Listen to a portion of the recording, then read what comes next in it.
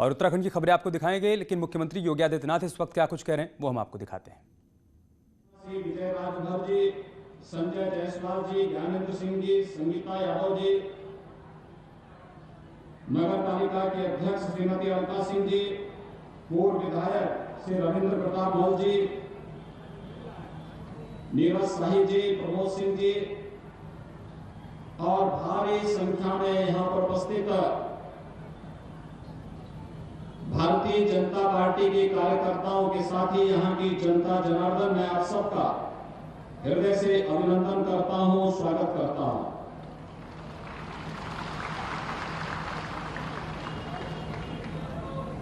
भाइयों बहनों,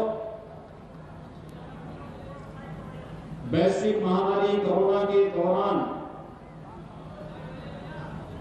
देश के अंदर बिहार विधानसभा का चुनाव हुआ है और राज्यों के अंदर जो कुछ विधानसभा सीटें खाली हुई थी उन पर उपचुनाव होना है। उत्तर प्रदेश के अंदर 7 ऐसी सीटों पर उपचुनाव वर्तमान में चल रहे हैं जहां पर या तो विधायक के द्वारा इस्तीफा दिया गया या दुखद मृत्यु के कारण वह सीट खाली हुई। ऐसी 7 सीटों पर वर्तमान में उत्तर प्रदेश में उपचुनाव चल रहे हैं। देवरिया की सीट भारतीय जनता पार्टी के प्रत्याशी रहे और विधायक रहे स्वर्गीय जन्मेजय सिंह जी के कारण, उनकी दुखद मृत्यु के कारण खाली हुई और इसलिए भारतीय जनता पार्टी अपने एक सामान्य कार्यकर्ता को यहां पर प्रत्याशी बना करके आपके बीच में लेकर के आई है और आप सबसे अपील करने के लिए आप विशेष रूप से मैं और प्रदेश अध्यक्ष जी आपके बीच में यहां पर उपस्थित हुए हैं। कहने की आवश्यकता नहीं कि देश के अंदर जातिवाद और वंशवाद की राजनीति को समाप्त करके विकास की धुरी के साथ जोड़ने के लिए गांव को, गरीब को, किसान को, नौजवान को, महिलाओं को और समाज के प्रत्येक तबके को जोड़ने के लिए 2014 में प्रधानमंत्री मोदी जी के नेतृत्व में जो अभियान पूरे देश के अंदर प्रारंभ हुआ, आज उसी अभियान में आप सबको जोड़ने के लिए एक बार फिर से आपका आह्वान करने के लिए हम लोग देवरिया में आपका आह्वान करने के लिए आए हैं। भाइयों बहनों, मैं पिछले दिनों देवरिया आया था और जब मैं उस समय देवरिया आया था तो उससे पहले ही देवरिया के विकास से जुड़ी हुई अनेक योजनाओं को हम लोगों ने लागू किया। यद्यपि कोरोना कालखंड के दौरान जब हर व्यक्ति अपना बचाव करने में लगा हुआ था, देश के यशस्वी प्रधानमंत्री श्री नरेंद्र मोदी जी के नेतृत्व में जब पूरा देश कोरोना के खिलाफ लड़ाई लड़ रहा था, उस समय हम लोगों के मंत्रीगण, विधायकगण, पदाधिकारीगण जनता की सेवा के साथ जुड़ करके कार्य कर रहे थे और मैं जब देवरिया आया था तब मैंने स्वयं शाही जी से भी कहा था कि यहाँ के बाढ़ प्रभावित क्षेत्रों का दौरा करके लोगों को राहत कार्य समयबद्ध ढंग से आगे बढ़ सके, इसकी चिंता करने की आवश्यकता है और स्वयं की परवाह किए बगैर हमारे माननीय सांसदगण, विधायकगण, मंत्रीगण, पदाधिकारीगण जनता जनार्दन की सेवा के साथ जुड़े रहे और बाढ़ से उन्हें राहत देने में अपना योगदान देते रहे। भाइयों बहनों, राजनीति हमारे लिए सेवा का एक माध्यम है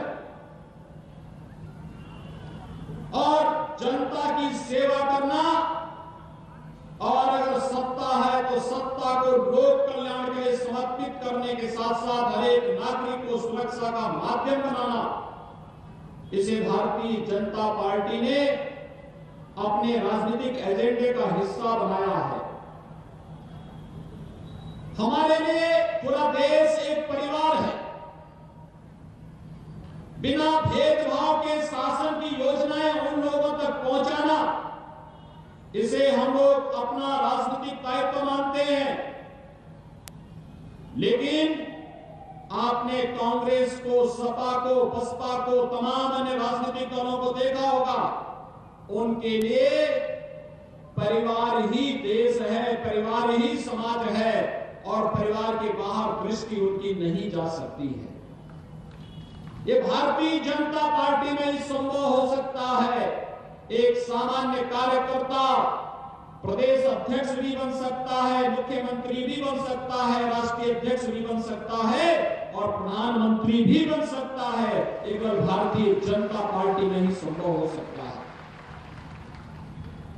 क्योंकि भारतीय जनता पार्टी ने तो 2014 में जब प्रधानमंत्री के पद पर श्री नरेंद्र मोदी जी का अभिषेक होता है, इस देश की जनता जनार्दन ने मोदी जी को अपना समर्थन और सहयोग दिया और वे प्रधानमंत्री बनते हैं।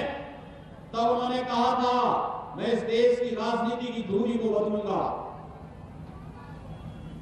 जो देश की योजनाओं का लाभ परिवार को, जाति को, मत और मजहब के आधार पर देने की एक कुत्सित मंशा 1947 के बाद से कांग्रेस ने और आज के विपक्षी दलों की सरकारें जब थी तब उन्होंने प्रारंभ की थी। उस धुरी को बदलने का कार्य प्रधानमंत्री मोदी जी ने कहा था। उन्होंने कहा नहीं, इसका लाभ गरीब को मिलना चाहिए, इसका लाभ किसान को मिलना चाहिए, इसका लाभ गांवों में जाना चाहिए, इसका लाभ नौजवानों को मिलना चाहिए और योजनाओं का सही हकदार तो समाज का प्रत्येक तबके का हर नागरिक इसका हकदार है। इसमें हम विकास सबका करेंगे लेकिन तुष्टीकरण किसी का नहीं करेंगे, विकास सबका। और तभी उन्होंने मंत्र दिया था, सबका साथ सबके विकास का। आपने देखा होगा, सामान्य रूप से तो कार्य हो ही रहा था। जब दुनिया कोरोना से अपने आप को बचाव कर रही थी, तब प्रधानमंत्री मोदी जी 80 करोड़ लोगों को मुफ्त में राशन उपलब्ध करवाने का कार्य कर रहे थे। उत्तर प्रदेश के जो लोग अन्य राज्यों में रह रहे थे, महाराष्ट्र के अंदर, दिल्ली के अंदर, पंजाब के अंदर, राजस्थान के अंदर, क्या हाल हो रहे थे वहां पे, कोई पूछ नहीं रहा था। और उत्तर प्रदेश के अंदर चाहे वह कोटा से अपने छात्रों को सुरक्षित वापस लाने का कार्य हो रहा हो या प्रयागराज में प्रतियोगी छात्रों को सुरक्षित उनके घरों को भेजने का कार्य रहा हो या प्रवासी कामगार और श्रमिकों को सुरक्षित उनके घरों तक पहुंचाने का कार्य रहा हो, प्रधानमंत्री मोदी जी की प्रेरणा और उनके मार्गदर्शन में हमारी सरकार ने एक एक व्यक्ति को सुरक्षित घरों तक पहुंचाने का कार्य किया। हमने उनके लिए राशन की व्यवस्था की, भोजन की व्यवस्था की और उत्तर प्रदेश के कामगार और श्रमिकों के साथ ही बिहार, बंगाल, झारखंड और अन्य राज्यों के लोगों को भी राहत देने का कार्य करने का कार्य किया गया।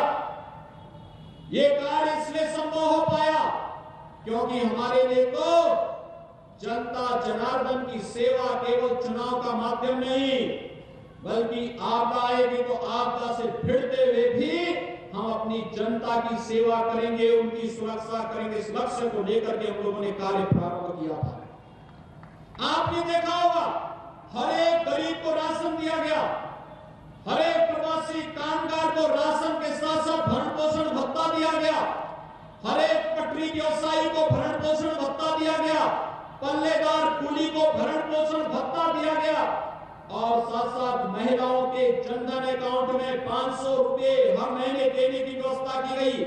किसानों के खातों में किसान सम्मान निधि देने का कार्य किया गया। उज्ज्वला योजना में जितने भी लाभार्थी थे उनको निःशुल्क रसोई गैस के सिलेंडर उपलब्ध करवाने का कार्य किया गया और वृद्धावस्था पेंशन, दिव्यांगजन पेंशन और विधवा महिला पेंशन धारकों को 1000 रुपए के साथ साथ अग्रिम पेंशन की राशि भी उनके अकाउंट में देने का कार्य किया गया था।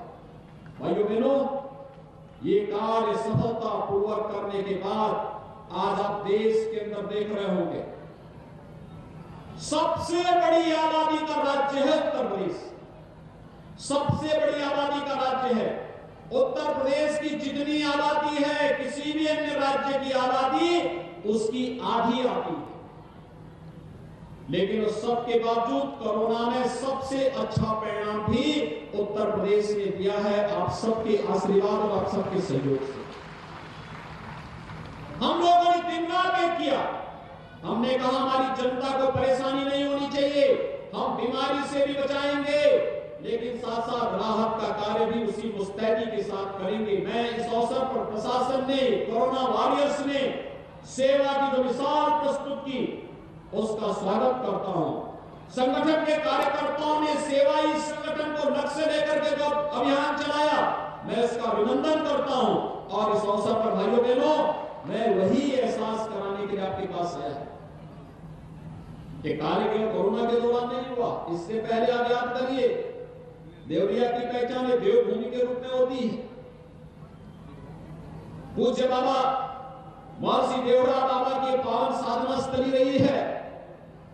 उनके नाम पे कोई स्थान नहीं था। समाजवादी पार्टी की सरकार के समय में उनके आश्रम में कब्जा करने का प्रयास हुआ था और बाबा को यहां से देव वृंदावन जाने के लिए मजबूर होना पड़ा था। लेकिन आज देवराहा बाबा के नाम पर मेडिकल कॉलेज का नामकरण हम लोगों ने देवरिया में किया है।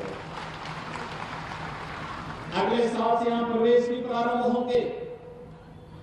यहां के नौजवानों को, देवरिया कुशीनगर के नौजवानों को देवरिया में ही मेडिकल में प्रवेश मिलेगा और विशेषज्ञ स्वास्थ्य सुविधाओं के लिए गोरखपुर, लखनऊ, दिल्ली या किसी अन्य शहर में जाने की बजाय देवरिया में ही लोगों को स्वास्थ्य की विशेषज्ञ सेवाएं देवरिया में ही प्राप्त होती भी दिखाई देंगी। देवरिया में यहां पर तमाम लोग ऐसे होंगे, 1942 के भारत छोड़ो आंदोलन का महान क्रांतिकारी शहीद रामचंद्र विद्यार्थी के नाम पर मेरे साथ बार बार प्रजापति समुदाय के लोग मुझे इस बात को कहते थे, स्मारक बनना चाहिए। हमारे सांसद, हमारे विधायक, हमारे मंत्रीगण बार बार इस बात को कहते थे और भाइयों बहनों, उसको हमने अपनी स्वीकृति दी।